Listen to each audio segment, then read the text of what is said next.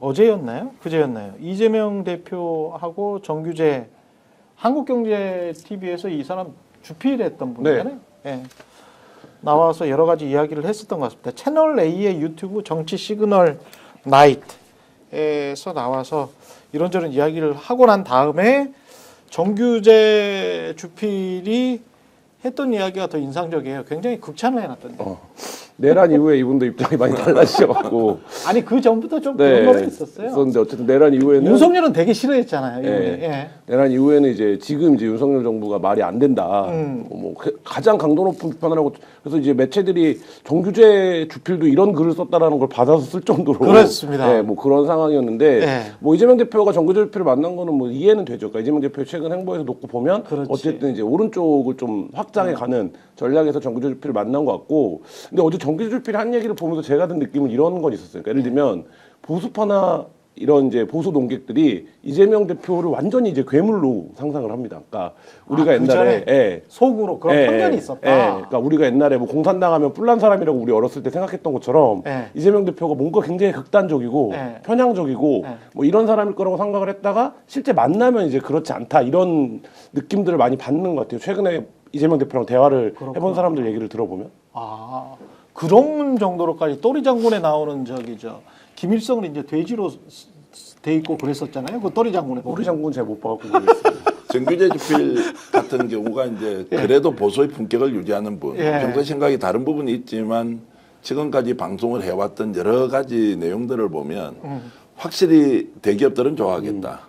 그리고 좀 기득권은 좋아하지만 대한민국 보수의 정신을 어떻게 이제 유지하면서 국가 발전을 시킬 것이냐는 부분에 대해서는 생각이 다르지만 충분히 인정할 수 있고 이런 분들과 논쟁하고 토론하면서 뭔가 합의를 이끌어내는 것은 시기에 따라서 좀 보수적인 정책이 필요하면 그것은 국민들의 뭐 뜻이 그런 대로 또 때로는 우리가 이제 공동체의 가치, 진보, 평등 이런 게 필요할 때는 또 그런 대로 가면 굉장히 중요한 이제 역할을 할 수 있는 분이고 논의를 이제 충분히 할 수 있는 그런 분이라고 생각하고요. 얼마 전에 한 두어 달 됐습니다. 이제 우리 스픽스에서 정규재 주필님과 송영길 대표가 같이 이제 토론하고 하는데 와 반응이 폭발적이더라고요. 그래요? 왜냐면 뭐 제대로 된 이제 석각들이 모여서 또 실물 경제를 잘 알고 또 현실 정치를 아는 분이 나와서 이렇게 막 논쟁을 하니까 하나하나가 생각이 다른데도 와 저렇게 간다면 정말 좋겠는데. 그렇죠. 그래서 저는 이제 정규재 주필의 이런 이제 이재명 대표 토론을 보면서 보수의 품격은 이런 데서 나타나는구나. 이렇다면 정말로 좋은 사람이 있으면 충분히 국민들 지지를 받아도 되겠다라는 생각까지 했습니다. 여기에서 또 유일한 좌파인 김민하 평론가 입장에서는 어떻게 보셨습니까? 그러니까 이제 그만큼 좌파. 그 제가 이제 뭐 좌파기 때문에 여기에서뿐만이 아니고 늘 좌파. 뭐 어쩔 수 없지 않습니까? 거기 말고는 갈 데가 없어요. 어쩔 수 없는 늘 밸런스가 맞아. 김민하 평론가가 오면 어쩔 수 없는 부분이 있기 때문에.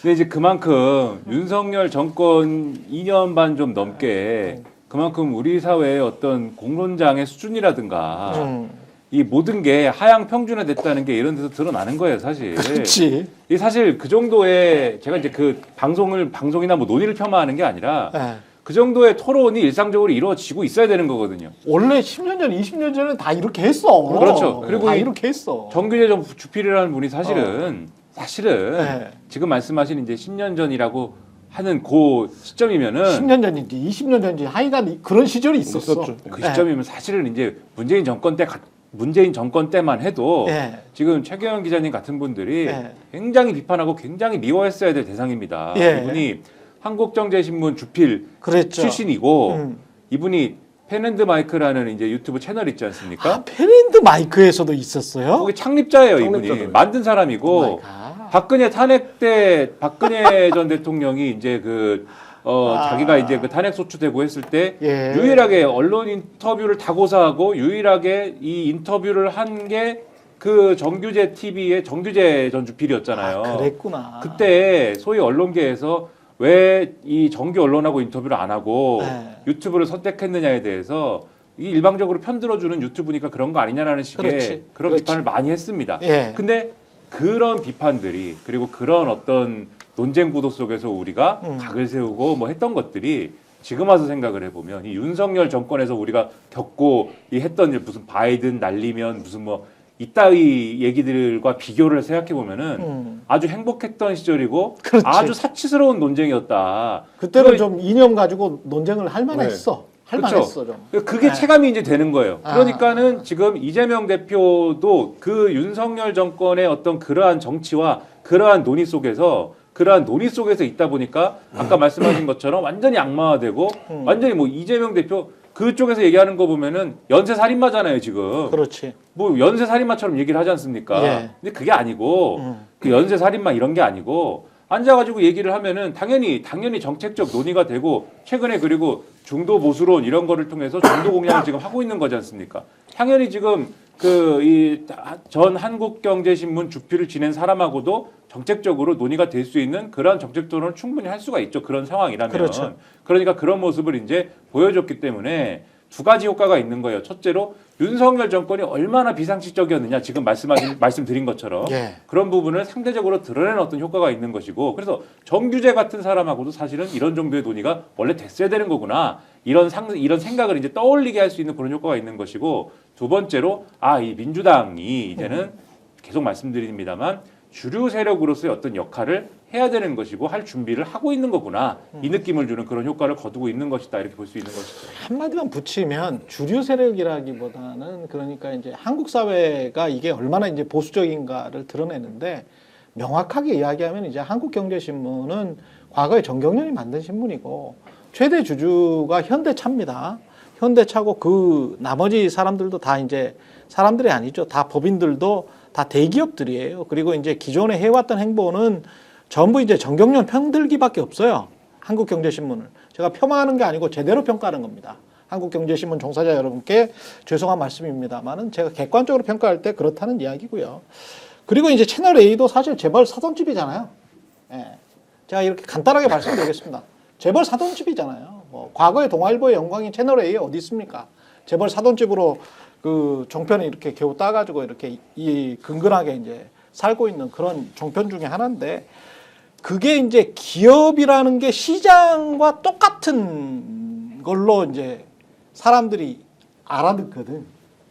그래서 반기업 정서면 반시장 정서라고 언론이 만들어 왔어요.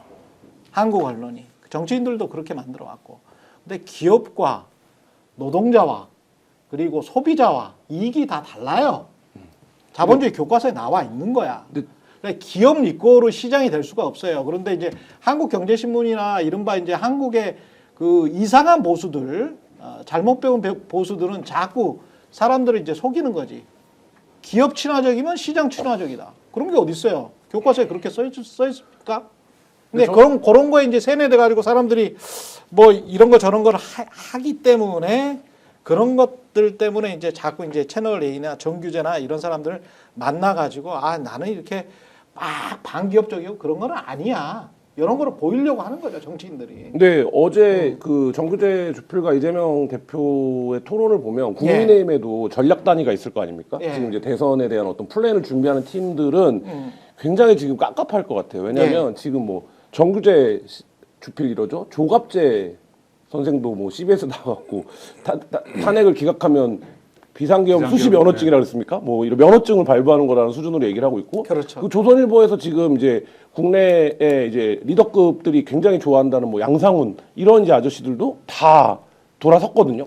그런 상황에서 이재명 대표가 정규재 주필이 나와서 화기애애하고 이재명이 그렇게 위험한 사람이 아니네. 이재명도 괜찮은데. 이런 나는 인상을 주고 정규재도 나와서 그런 얘기를 하면 이게 지금 아까 김민하 평론가가 얘기한 것처럼 구도가 완전히 바뀌는 판이 되는 거거든요. 그러니까 예를 들면 그러니까 저쪽은 위험해. 그러니까 지금 말씀하신 거 저쪽은 반기업이야. 저쪽은 친노동이야.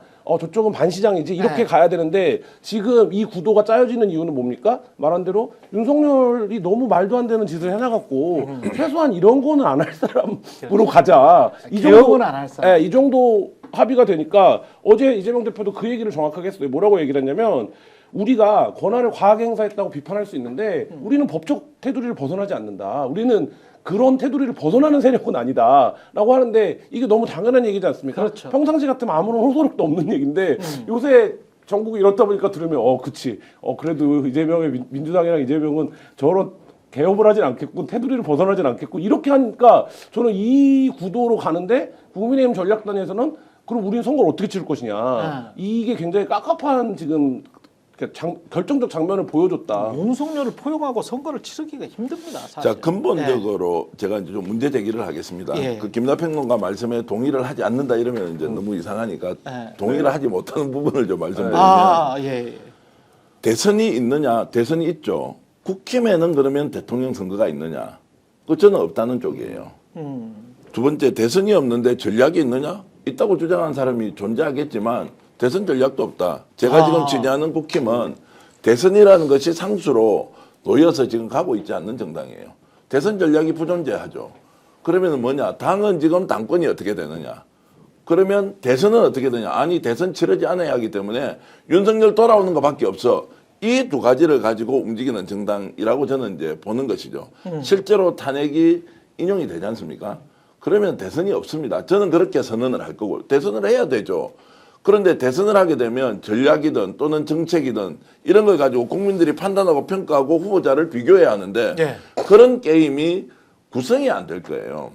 그렇게 하면서 이제 60일이 지나버리면 자, 문제는 실제로 보수 진영을 걱정하고 있는 정규재 논설위원 또 뭐 조갑재 우리 전 대기자님 이제 이런 분들은 이게 지금 정권을 누가 잡는 문제는 이미 넘어섰고 보수가 어떻게 재건할 것이냐 말 것인가의 모멘텀을 이 대선 국면에서 만들어야 한다. 심지어 김진 중앙일보 우리 선배님 잘 아시죠? 김진. 이분이 얼마나 독설가였어요. 민주당에 대해서는 뭐 노무현, 문재인 그다음에 이재명에 대해서는 정말로 좀 쌍욕만 안 썼겠지 아주 독설을 퍼붓던 분인데 이분이 지금 선거 부정과 관련해서 보수 유튜버들이 선거 부정 약장사를 하고 있는 집단으로 전락했다. 매일같이 이야기를 해요. 그런데 어제 국민의힘은 어떻게 됐습니까? 60명이 넘는 사람이 선거 부정과 관련해서 선거 관련된 걸 좀 다시 밝혀봐야 한다고 법안을 발의하겠다고 하는 거 아닙니까? 그렇죠. 미쳐 돌아가는 거죠. 이런 분들조차 나와서 지금 비판하는 걸 보면 국민의힘은 대선 없고 대선이 없기 때문에 대선 전략도 없다. 라고 저는 이제 좀 말씀을 드리겠습니다. 그거는 김민아 얘기하고는 상관없지 않습니까? 예. 저기는 김한. 제가 알겠습니다.